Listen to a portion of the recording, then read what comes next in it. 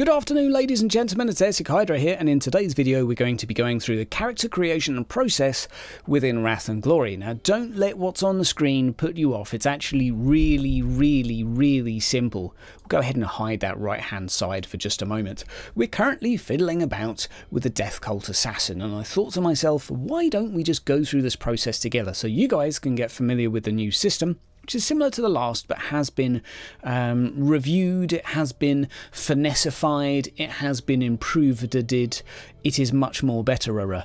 So, without any further ado, I tell you what, before any further ado, if you're not familiar with Wrath and Glory, it is the latest of the TTRPGs set in 40k. Now, granted, it was previously pushed out by Ulysses Games and has since, or Ulysses Spiel, I forget. Either way, the more important thing is it's now with Cubicle 7, who have done a revised version of the book. This is the preview PDF we're going to be looking at today.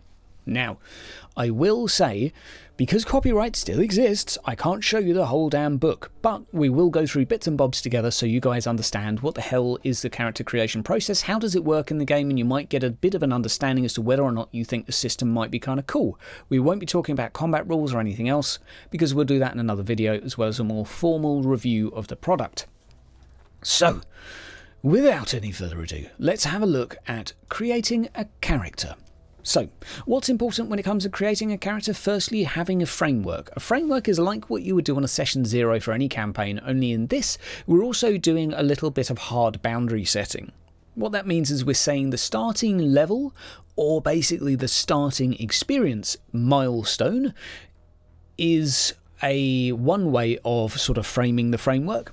The other thing is also to say what's going to be relevant and usable within it. So you might have a tier 2 framework that is set on a Forge world where there are no Xenos. There are no Xenos there. So therefore the framework does not include Xenos, which means that when you come to creating your character, your player can say, I can't make any Xenos for this sort of framework. It's basically setting out the boundaries for what you're going to do. So, with that being said, we move on to a couple of examples. Each tier, which is where the frameworks can sort of set and sit, is like a starting milestone of XP. Tier 3 is where your starties might be. Tier 1 is going to be your lowly troops, although you can have plenty of fun in a Tier 1 and, you know, plenty of fun in a Tier 3. It just means you have more dice and the enemies are harder. You might be more specialised, it's hard to say. You can have custom tiers too, so you can start halfway through Tier 2 with 250 experience. It really doesn't matter all that much, although starting at the beginning of a tier makes a little more sense in terms of the game mechanics and reward system. But we're going to go with the Tier 2 for this character, 2.5 even, meaning we have 250 experience. This means that no one in this particular campaign would be playing Astartes, no one would be playing Commissars or Inquisitors, they would be up in the Tier 3 area. We could have them as NPCs, but there you go. And the reason this system's in place is if someone wants to be, say, a Tier 3 character like a Space Marine, it means that your friend who wants to be an Imperial Guard that's Tier 1 gets loads of experience to catch up, because Tier 3 units are very expensive by comparison. So the result is that the guardsman will end up a grizzly veteran of a guardsman, who still, I would emphasise, won't be as good in combat, likely, as the Astartes, but he may have a lot more talents and a lot more spare points to make himself interesting, the result of which might mean that he has something to contribute still, without it just being horribly out of whack in terms of balance. So that being said, let's actually go into the character creation process. So first, it is down to choosing an archetype. What we'll do for that is we'll jump on down and have a look at what's available in Tier 1. So there's your list. Hospitaller, Priest, Guard, Acolyte, Sage, Ganger, Corsair, Boy. There are your starting ones, and what I would say is if you look at that and think, wow, that seems incredibly limiting, I'd say, well, take that page, scrunch it up into a little ball and throw it over your shoulder, because I'm not a big fan of the pre-made system. These effectively are packages you can purchase with XP. You don't have to purchase them. You can build a character from scratch quite easily. These come with effectively a talent, a couple of bonuses, and some fluff. And that's it. And if you don't want it, if you want to buy a different talent, buy a different talent. Don't use the archetype system if you don't like it. Tier 2 is where we're going to be playing, and this is where the Death Cult Assassin is, page 102. So if we go over to page 102 here, with a bit of bibbidi-bobbidi-boo, not 3001, yeah, okay, let's try that again. Ta-da! So this is where I've got the figures on the left-hand side. Now bear with me a second. The Death Cult Assassin has 46 experience, and with that you get Agility 4, you get Weapon Skill 2, you get 2 keywords. Talk about those right now. Keywords are somewhere between a narrative tool, a GM prompt, a forbidden lore, and a peer talent. They're sort of a mixture of all of those things. It might mean a certain weapon is restricted for Adeptus Ministorum members only. Let's say a flamer is. So therefore, if you want to requisition it and you don't have Ministorum keyword, you'll have a penalty. It might mean that if you are talking to another member of the Ministorum, the test might go from difficult to easy because you're both in the Ministorum. You know the lingo to use. As I say, it's a bit of a prompt for the GM. It's something to work with, something you can play with. I think it's a very, very simplified version of what would effectively be a bit clumsy to handle in the old games, where you just had lots and lots of stuff to handle. Do you have this particular forbidden lore? Did you do your socks the right way round? Are your shoelaces tied in a half Windsor knot? And can you make this roll? This is just really simple. Whether you like that or not's another thing, but it's very, very simple and it's very easy. You could have a human that purchases an additional keyword that is Eldari, because you were kept as an Eldari love slave for a number of years. Eventually you wiggled your way free, and lo and behold, when you come across Eldari tech, it's an easy test. You know where to stick it. It's, again, a narrative tool, a prompt, and something that can add fluff to a character, but a very, very simple way of doing so. Now, we also get with this a archetype ability, which is Glancing Blow, which is amazing. It means that we can basically, instead of using toughness, we can use agility to absorb damage as sort of like a secondary shield. It's a bit more complex than that, because actually willpower is what you use to push through taking too much damage, and sort of absorbing it. But it means you can use agility to do so with this. We'll go through the mechanics in another video, but it's interesting. Influence, handy to have, basically means your character has a bit more pulling power, and rightly so. If you can stand with your legs that far sort of akimbo, then you are a force to be reckoned with. Shout out as well to the art. I know that there's mixed reception on this particular drawing. I like it. We'll go through some others in a moment. But this is what you get for your 46 experience.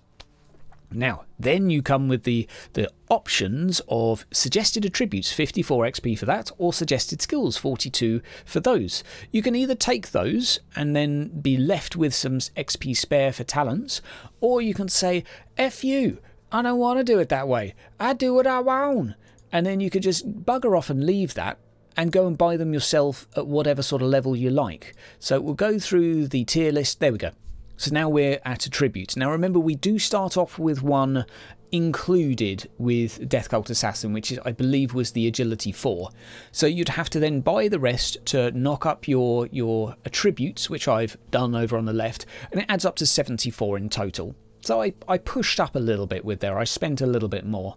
And skills as well, if I actually save this now, bibbidi-bobbidi-boo, there we go, there's a few extra skills that we've decided to invest in as well, another 72 in total. So this character's ending up around the 190 experience mark, which I would say for a tier 2 character would be a bit too much. So you'd probably want to tone down the attributes and the skills a little bit, free up some for talents, because talents are really interesting. So attributes and skills, how does this work? Your skill matches with your attribute to be your dice pool for whatever you're rolling. If you played Vampire the Masquerade, I know there's lots of games like this, but I've not played all of the TTRPGs out there, and it reminds me of that because you mix two things and then that's your dice pool.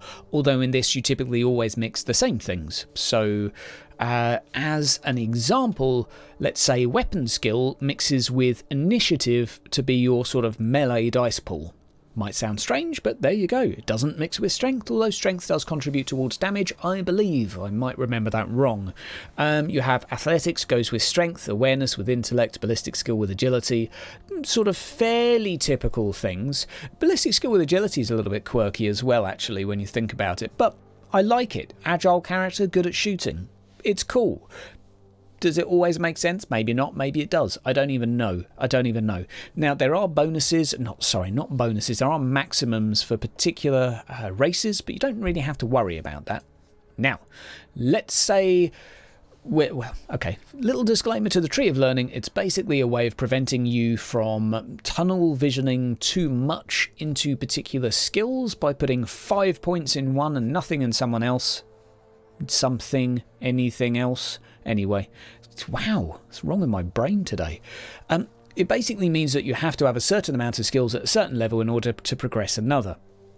Now, where you put them is entirely up to you, but it does prevent a little bit of tunnel visioning. It's not too restrictive, in my opinion.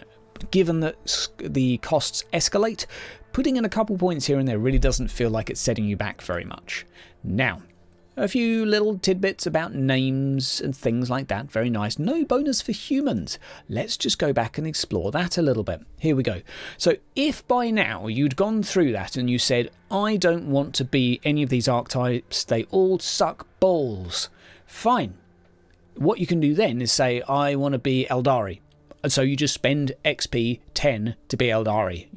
You start at 3 agility as a result of that and get a bit more movement. So it's not bad value, that 10. And you get sort of a semi-positive, semi-negative thing in your species abilities. Likewise, the Orc, a bit more expensive because you get Strength 3, Toughness 3. But you also get Outsider, +2 difficulty essentially to interaction tests with members of the Imperium. And Orky, +1 bonus dice to Intimidation. Bigger is better. You calculate influence using strength instead of fellowship, which is pretty cool if you ask me. So, this is essentially if you wanted to build your own thing. So, building your own thing, what would we have to do for that? Well, you start with this, you pick your race. If you're human, by the way, humans don't get any bonuses. They don't get any cost either, which means do whatever you like. You get more freedom, but it comes at a cost of not having any bells and whistles to start with. But you get more points to buy bells and whistles, so sort of swings and roundabouts. So, now we have age and we have all of the appearance, the bits and the bobs. A cool little bit of fluff here, depending on your keywords, it might influence what languages you know, and for 1 experience you can get a language. This game does not make a big deal about learning things that most players treat as fluff. For some players that really liked going out of their way to spend 500 experience to learn a new language in Dark Heresy, this of course might not be what you're after. This might trigger you, in fact. But this, a far more simple system, which is effectively, if you're part of this, you can have this. If you're part of that, you can have that, but you still got to spend a little bit of experience to go. And you can make a thing about getting the Inquisition keyword to eventually learn their glossia. It's something you could totally do without any issues. Right. As long as your GM let you, that is. So then we have a bunch of tables to roll on for sort of character traits, but here comes the more important stuff, bringing your character to life. This is a part of the character creation I really, really like. And by the way, we're not done yet with character creation, so don't click away now, because we still got talents and we still got progression packages to do, so we still stay. Anyway, this for me is so important to have there in a book. For people that are picking up new products and for GMs that are learning, I think this is good. I honestly do. I've watched a lot of videos on how to GM because I often think I'm terrible. I like the music tone shift now. It sort of suits my thinking. But this is actually quite a laid out series of questions, followed by follow-up questions, quite simply, on who your character is. Who are their friends? Are all your bonds battle-forged, or do you have friends beyond fighting? They're actually quite good, detailed questions that I think, even myself as a novice GM, I think I can pick up a lot of tips from this. So I like it. It probably sounds like I'm brown-nosing them a lot here, but genuinely I've gone through this and thought to myself, you know what? These questions are actually quite interesting for me to think about when creating NPCs and going through with my own players. So I'm really pleased with this aspect. I think this is very, very good. I like the origin system of Rogue Trader, but for me this is actually really making you get a character, or really asking you questions about your character, really. It's just good. Then you have the tough questions. What conflicting viewpoints does your character hold? What makes them doubt or question their actions and beliefs? I really like it. Now, we come to combat traits, and these basically are calculated by your stats. So things like wounds are based on your toughness, and resolve is based on your willpower -1. A lot of your actual stats, the things that you target and roll for and try and get when attacking, defending, are all based on these. So we don't need to go in too much detail. And then we come to optional rule for war gear. You can obviously buy and sell, and if you went with a custom character and were tier 2, you can have a total value of 20 total value 9, sorry, total value of 20, but a maximum value for each piece of gear at 9, or you can have up to 2 rare pieces of war gear. So that's the maximum rarity. So that gives you a sort of rough expectation of what gear you should be able to get for your character. Which is, again, a nice touch. You can just simply personalise. You say, I don't want any of those archetypes. They don't suit me. I want to be a bounty hunter. Or I want to be, I don't know, some quirky edgelord. Do it. Do it right now. Do it. So, moving on, character sheet summary. That's character sheet for you. A little explanation about how where everything goes. But nice little summary. There is the actual summary, just to make me look stupid. And then we have backgrounds. Now, backgrounds do play into the character fluff. Depending on your keyword will depend on the background, so we're going to be looking for Ministorum, so we're not there. A nice little bit of fluff, actually, about all of this stuff. And this sort of, who are you, where you're from. Now, if you were Sororitas, you have the keyword that would go with it, and now you can pick which order you're from, and that will determine a little bit of fluff. So you could be Order Hospitaler, Order Famulus, Order Militant, Order Dialogus. And some of them will come with fluff, some of them will come with bonuses on the following page. So here for each character you have a number of D3 rolls that you can make. This is already included with the package, but you can... This is a really simple origin story as seen from Rogue Trader. Really, really simplified. But I think it's perfectly adequate just to add a little bit of extra fluff on top. So you have a goal, you have an accomplishment, you have an origin as to where you come from. And again, the Ministorum will have the same. We have Telepathica. We're not going to go through all of them, but that's what we have. Now, let's say we've still got some points left here. So we're going to go down to talents, because talents are pretty important for this in terms of making, you know, making a character. Now I'm just trying to find the damn things. Chapter 6, talents. What we're going to do is we're going to just go find the ones that I've picked, which I think one of them begins with a B. So we'll have a little look and we'll talk about the types of ones you can get. Okay, let's look at counterattack, because that's cool. Okay, rating 5+. XP cost 30. Okay, you're a master of melee combat. Able to find an opening in your opponent's guard when they attack. You can use this talent whenever the enemy attacks you with a melee attack. After the enemy has completed their attack, you may make a single melee attack against the enemy as a reflexive action. It's pretty cool. It's a standard thing. You know, everyone's seen this sort of stuff. We have Dead Shot, that's kind of cool. You're a skilled shot, trained to carefully target your enemy's weak points. When you take an aim action, you can instantly make a cooled shot, basically for free, and you double the bonus ED dice, extra dice you receive from it. Let's not go into game mechanics, but let's have a look at some of the non-combat stuff, because there's a lot of non-combat things in here. Devotees is cool, so basically you get minions based on your rank, which is how much XP you've got within the tier. That's pretty cool. You need a bit of leadership to do it. Die Hard is really cool, so basically first time within an encounter you suffer maximum wounds, you can kind of pull yourself back up again, but again you have sort of more, let's say, fluffy skills as well. Death or Glory is really nice, and that's when you basically fail. You could come across your first fear test of the session. Make or break moment, right? In Dark Heresy, that's when you're TPK. In this, you instantly can charge without rolling. You're just like you're shit scared, so you're going to charge. It's obvious, really. Death or Glory, right? That's cool.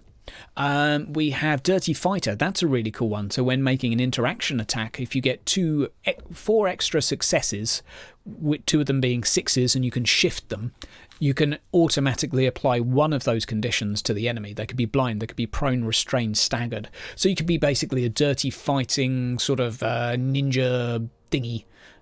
Death Cult Assassin, basically.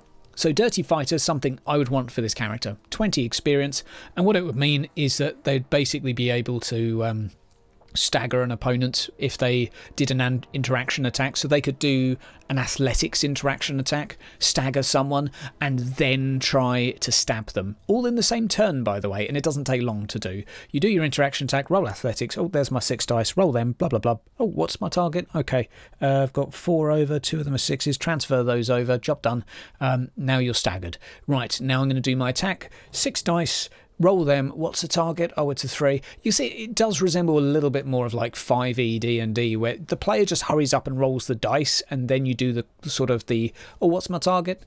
Whereas sort of Dark Heresy, that's going back, it's right, before I roll my dice, let me just get my calculator out so I can figure out if I'm doing full auto, +5 for scope, +10, simple action, +10, half aim. What was the first number I said? Anyway, as you can tell, I'm really looking forward to having a break from D100 systems. Really. Anyway, we have a bunch of other stuff here. I'm not going to show all of them, but there is one I would like to bring up. That is Flagellant, which is cool, because this is actually wounding yourself as a character to a notable amount, actually. Wounds equal to yourself, equal to, sorry, your tier. That's not a small amount of wounds, considering you don't get many in this game. They're not random, though. But you don't get many, but you do get to absorb extra damage. It's a really nice portrayal of the character, because basically you're already half dead walking around, so you do more damage naturally, but you can also soak more before you die. Basically what a Flagellant is, which is amazing. But anyway, very, very pleased with the talents. These go on for pages and pages and pages, and there's lots of RP ones as well, so you can really create a character that's somewhat more personalised. Now, if out of these, I don't know how many there are, I don't want to count, because I'd have to go through all of them, and then I think I'll be in a bit of trouble, but there's a lot of them, so I think we can say talents are cool. I like them. If by then you've got your skills, you've got your attributes, you've got your talents, and you've made a custom character, and you've got your gear, and you're still thinking, I'm not quite sure that this person is sort of what I'm looking for, then we can look at the Ascension packages. So these are extra things that you can throw into your character's story well, you buy them first of all. So let's say we buy Demanding Patron. So that's 10 times the new tier, 20 experience for our character. 20 experience, we need Persuasion 3 in order to get it. Now, firstly, we get a keyword. Remember we mentioned keyword, so I could have a keyword criminal. And I could be working for some criminal cartel. The leader of an Escher gang could have hired me.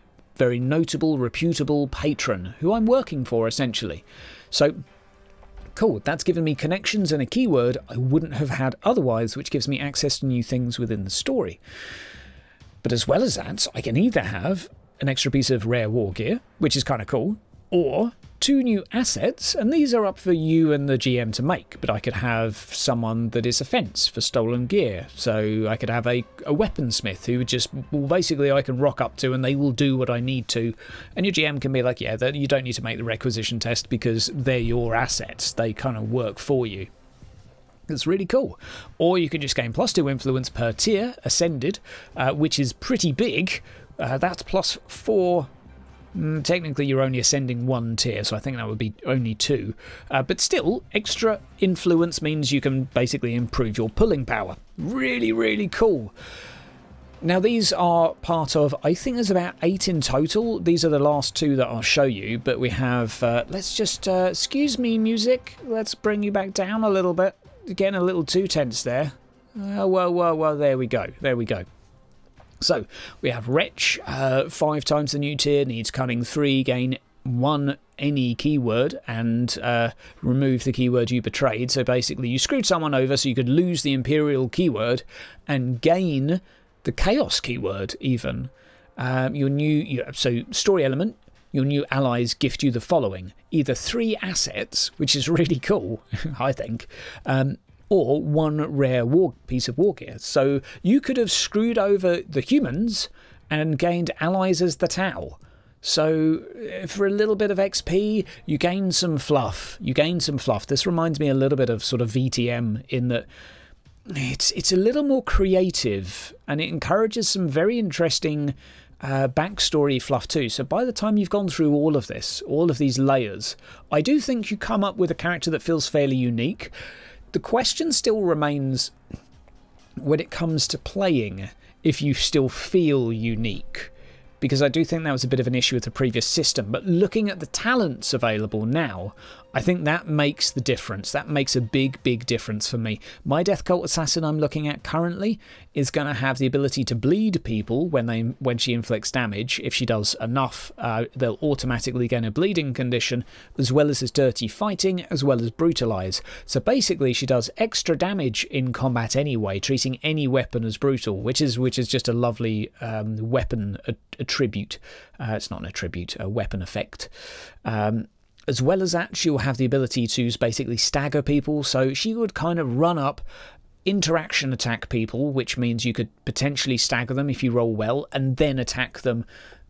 Both of those would be at a penalty because you're doing a multi-action. We'll talk again more about rules next time, but it would allow me to then effectively sort of punch them in the balls, they'll be doubled over, cut them through the belly, I don't know, watch them bleed out, walk away with sort of like my sort of emo strut edgelord style, and there you go. There's my character in a nutshell. And I could have Wretch as well, so I could have even turned on the Imperium and be working for criminals, which I think would just be great fluff as well, and have 3 assets that I can use to help me achieve narrative events. Guys, that is the system in a nutshell. Hopefully it makes a bit of sense.